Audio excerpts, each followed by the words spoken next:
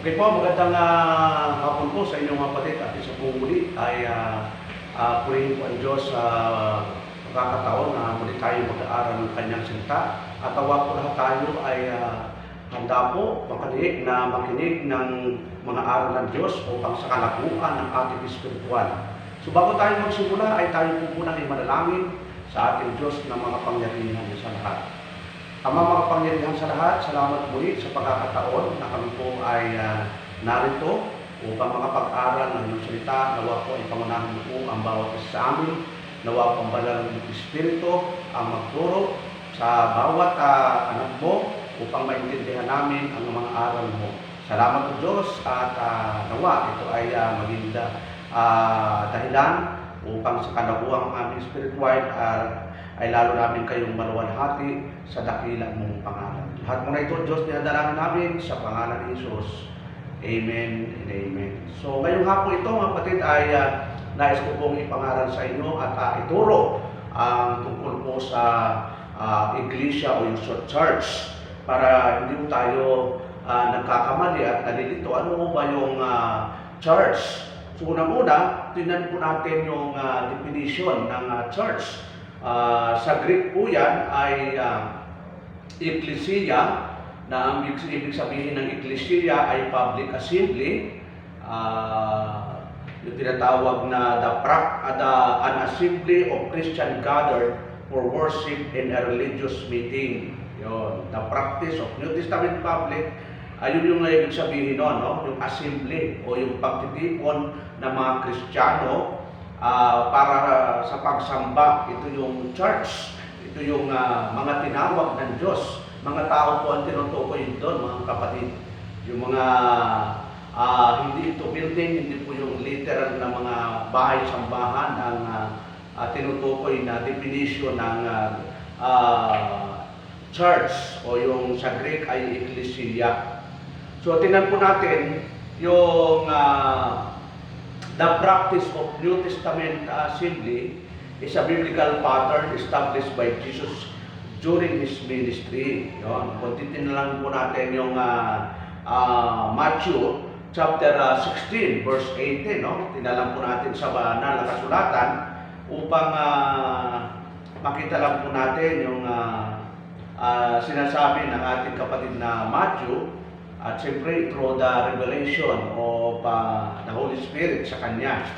Chapter 16, verse 18, sabi po dito, mga kapatid, sa verse 18, I say also unto thee, that thou art Peter, and upon this rock I will build my church, and the gates of hell shall not prevail against it. So, hindi po building ang itinatag ng ating Panginoon, kundi ang mga tao. Kaya nga, makita natin yung unang first batch of disciples or apostles o mga unang mga tinawag ng Panginoon ay mga tao, 12 apostles, para doon talaga magsimula yung pagkatatag ng iglesia niya.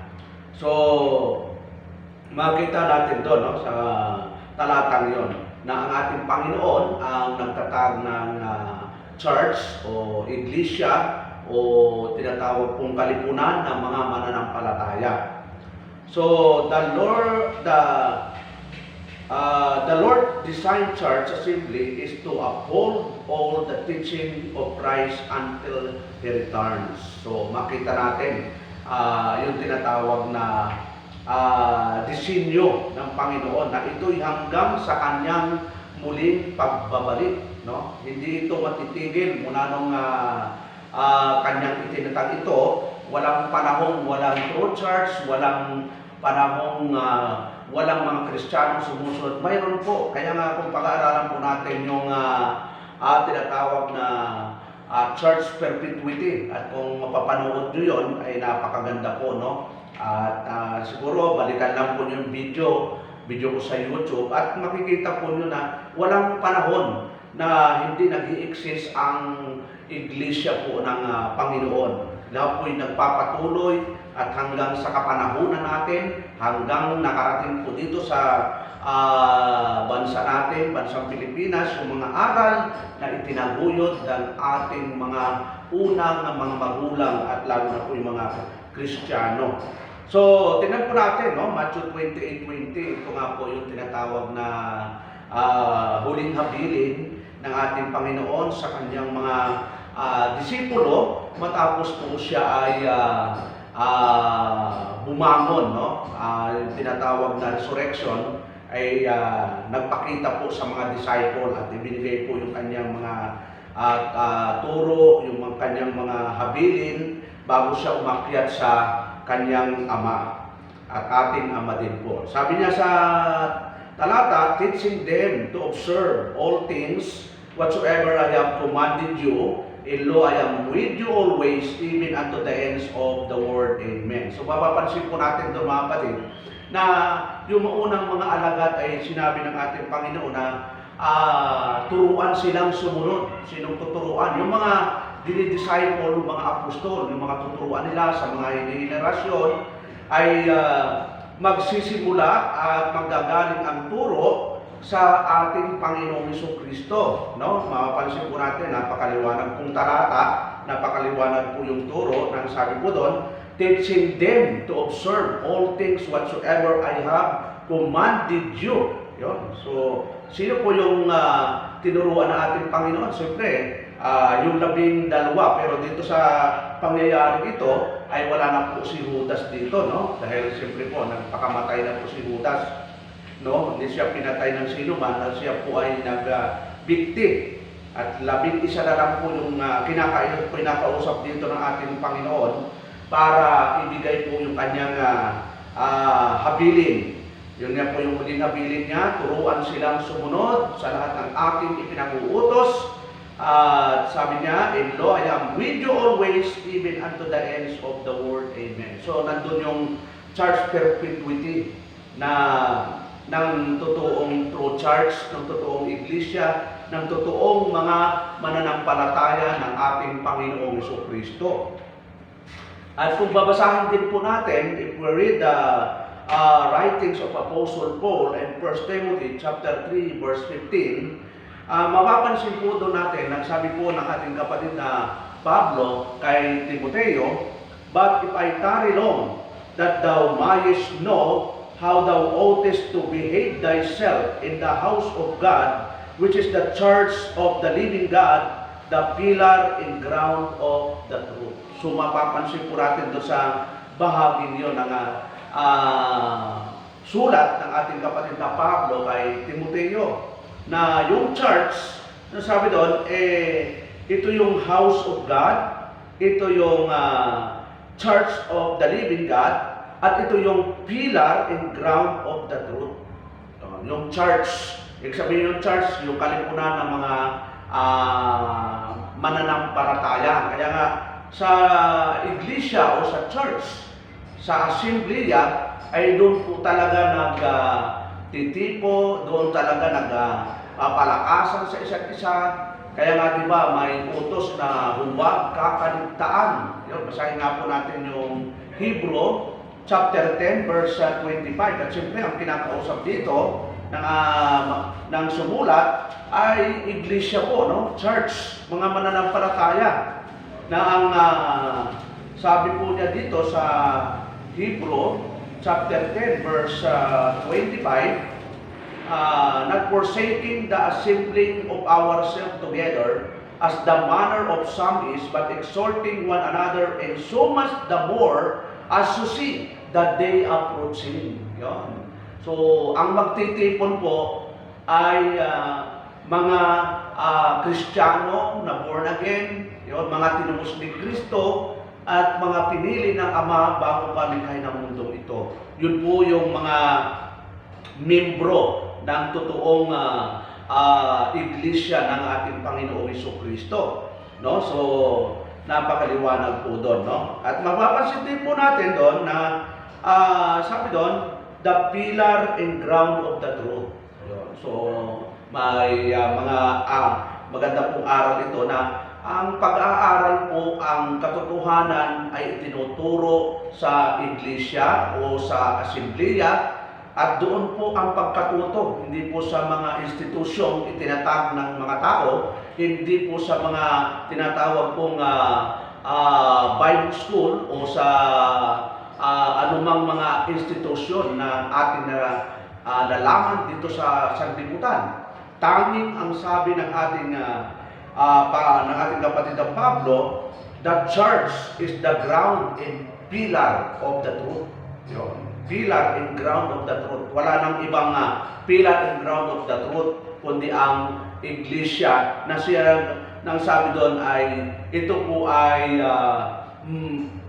an assembly of Christian gathered. Yun, mga tao po yun. So, makita po natin doon. 2 Timothy chapter 2 verse 2, sulat rin po ito ng ating kapatid na Pablo kay Timoteo, na sabi niya sa ikalawang sulat niya, "And the things that thou hast heard of me among many witnesses, the same commit thou to faithful men who shall be able to teach others also." Yun. Ito yung disenyo ng iglesia na talagang maituro ang turo ng ating Panginoon hanggang sa kanyang muling pagbabalik. Hindi pwedeng matigil yun at nakita nga natin sa kasaysayan, mga kapatid, no? Na talagang yung pagtuturo ng katotohanan mula sa ating Panginoon Jesucristo sa mga disciples at sa Book of Acts, makita natin na yung naturuan una ay nandun sila. Pagkatapos po ng 12, may 72, tapos may 72, may 3,000, may 5,000. So naturuan po ng tamang aral po yun. Kasi kasi po, yun po ang disenyo o design ng church. Yung continuity ng doktrina at ng practices, hindi lang po yung magpatuloy na church, kundi yung doktrina at mga practices ay magpatuloy din yung hanggang pagdating ng ating Panginoong Jesucristo. So makita natin yung sabi ni ating kapatid na Pablo, and the things that thou hast heard of me. Yun. Yung narinig ni Timoteo kay Apostol Pablo, among many witnesses. Yun. Maraming mga witnesses, the same commit thou. Yun. To faithful men. Yun. Ipagkakatiwala sa kanino po, faithful men. Hindi lang basta-basta ipagkakatiwala ang doktrina, tamang practices, kundi doon po sa mga faithful men natin dapat ipagkatiwala. Kasi mahirap ang ipagkatiwala natin, hindi naman faithful. Baka naman gamitin lang sa hindi maganda. Yun, at marami ngayon ginagamit ang salita ng Diyos sa mga hindi magandang mga aktibidades o mga activity. So, who shall be able to teach others also? Kumbaga mayroon tinatawag na continuity of doctrines and practices. Kaya napakaganda po. Yun ang tinatawag na design. The Lord's design of church assembly is to uphold all the teaching of Christ until He returns, hanggang sa muling pagbabalik. So, sunod po ay the New Testament design of church shows that assembly meet together in one place without divisions according to age, gender, or special needs. Yun. Kaya nga tayo, pag nag-worship, hindi naman tayo, sige, yung mga bata, doon kayo, yung mga young people, doon kayo, kanya-kanya tayong kwarto. Yung senior citizen, doon sa, dito sa ground floor. Yung mga young people, doon sa second floor. O yung mga bata-bata, doon sa third floor, kasi malakas pantuhod yun. Hindi po. Ang New Testament, wala pong division of age o klase na sinasabi. So, papag-aralan natin ba kung kailan ba nagsulputan yung mga division of classes, mayroong Sunday school, mayroong Bible school, mayroong seminary. Mapapag-aralan po natin yan. Sa Biblia, wala pong mga ganon. Walang itinuturo ang banal na kasulatan ng mga imbentong mga aral na itinuturo sa mga churches ngayon. Ang tangi lang po, tingnan po natin sa 1 Corinthians chapter 5 verse 4, no? Anong sabi po ng ating kapatid na Pablo sa mga mananampalataya sa Corinto? Ang sabi po niya, in the name of our Lord Jesus Christ, when you gathered together po, in my spirit, with the power of our Lord Jesus Christ, yun po yung sabi ng ating kapatid na Pablo, no? Na gathered together. Lahat, bata, matanda, yung people, senior citizen, ay dapat ay nag-gather together. Talagang walang division. Kasi pag nasa church po, ang mga anak nila, obligasyon ng mga magulang, no? Kaya maganda kapag ang mga magulang may 3 anak, 4 na anak, yung nanay, tatay nandun sa magkabilang tabi. Yon, nasa gitna po yung mga anak. Yon, kasi pag obligasyon po ng anak, hindi obligasyon ng pastor na yung mga anak ng mga membro ay ang pastor pa ang magtuturo o magdidisiplina. Obligasyon po ng mga magulang na Kristiyano na ang kanilang mga anak ay turuan, ubugin sa mga paraang totoo na nanggagaling po sa banal na kasulatan. So, ano po mga kapatid? No? So, dito po, the pastors was to oversee the whole congregation as a unit. No? Kaya nga, napakalaki pong obligasyon ng isang elder, isang pastor, sa isang iglesia, sa isang kongregasyon. No? Kung titingnan lang po natin yung Acts 20:28, ito rin po ay makita natin na hindi basta-basta yung magpastor o yung pagkatawag sa pagiging elder o sa isang ministro ng Panginoon. Tingnan po natin yung obligasyon. Sabi po ng Acts 20:28 o Gawa sa Tagalog, Kapitulo 20, talata po ay 28, nang sabi po doon sa pagkaliwat sa English King James Version, take it therefore unto yourself into all the flock over the which the Holy Ghost had made you overseers to feed the church of God, which He had purchased with His own blood. Yun. So yun po yung sabi ng talata, no? Sabi doon, ingatan mo ang iyong sarili at lahat ng mga tupa na ikaw ay ginawa ng banal na Espiritu na tagapangalaga at pakainin mo ang iglesia ng Diyos na binili ng kanyang sariling dugo. Yun ang sabi ng talata. So, ang obligasyon po ng mga pastor, mga elder ay pakainin. Anong ipapakain?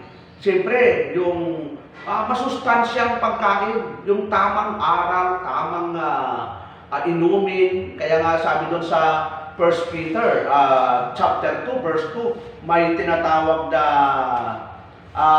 sabi ni Apostol Pedro. Tinan po natin yung 1 Peter chapter 2 verse 2. Ano po yung sabi dito ni Peter? Sabi doon, as a newborn babes, desire the sincere milk of the word that you may grow thereby. So, mapansin po natin, desire the sincere milk of the word. So, hindi lahat ng mababasa mong word o Biblia ay sincere. Merong mga corrupt Bible. Kaya kapag ang nabasa mo ay hindi sincere o hindi tama, ay ano mo yung paniniwala mo, hindi rin magiging tama. Kaya kailangan hanapin mo yung salita ng Diyos o yung translation na sincere, yung talagang hindi binawasan, hindi nagdagdag, at talagang malapit dun sa original na salin. Siyempre, ang salin ng Bible, Hebrew and Greek, no? So, hanap tayo at naniwala tayo na ang King James translation ang pinakamalapit na translation doon sa original. So, yan po, no? So, kaya nga naniwala tayo, reviewin lang natin yung 4, 5, no? Unang-una, yung definition ng church ay Greek Ecclesia, Public Assembly. Pangalawa, the practice of New Testament. public assembly is a biblical pattern established by Jesus Christ during His ministry. Yon. Pangatlo, the Lord's design of church assembly is to uphold all the teaching of Christ until He returns. Pangapat, the New Testament design of church shows that the assembly meet together in one place without divisions according to age, gender, or special needs.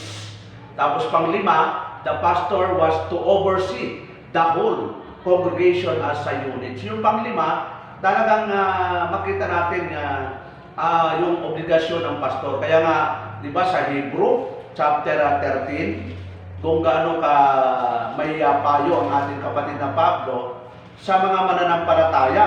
Ano yung payo ng ating kapatid na Pablo? Sabi niya sa 13:7, remember them which have the rule over you, who have spoken unto you the word of God, whose faith follow considering the end of their conversation. Yun. So yun yung sabi ng ating kapatid na Pablo, na sabi doon, alalahanin nyo yung sa inyo'y namumuno na nagsasalita sa inyo ng mga salita ng Diyos na ang kanyang pananampalatay sundan nyo. Yun. Yun ang ng ating kapatid na Pablo. Sabi doon, that considering the end of their conversation. Tapos sa 17 ay sinabi din po niya na sabi niya, obey them. Yun. Obey them that have the rule over you, and submit yourself, for they watch for your souls, as they that must give account, that they may do it with joy and not with grief, for that is unprofitable for you. Yun. So, napakaganda po ng ating natalakay ngayong hapon ito tungkol po sa church, na minsan ang bibiglang yung ibang grupo, ang paniniwala lang church ay building, ang paniniwala ay isang napakalaking katedral o napakalaking bahay-sambahan. Ito yung church namin, kaya kailangan pagandahin natin. Ay ang church po, hindi ito tumutukoy po, hindi sa material, kundi ito po ay mga taong, mga tinubos ng ating Panginoon na kilos ng Banal na Espiritu. Ito yung mga pinili ng Ama before the foundation of the world. At nagpasakop sa tinatawag pong ordinansa ng bautismo at dadagdag po sa isang local church. Yun po yung church. So, nawa ay maraming natin natutunan sa maikli nating pag-aaral. At sa susunod ay marami pa po natin tatalakayin upang maintindihan natin sa Biblia kaparaanan ang mga aral po ng Diyos. So, salamat mga kapatid, at tayo po ay magtatapos sa isang panalangin. Amang makapangyarihan sa lahat, salamat muli sa isang pagkakataon na kami po ay nakapag-aral ng mga salita mo na magbibigay po sa amin ng kalaguang espiritual.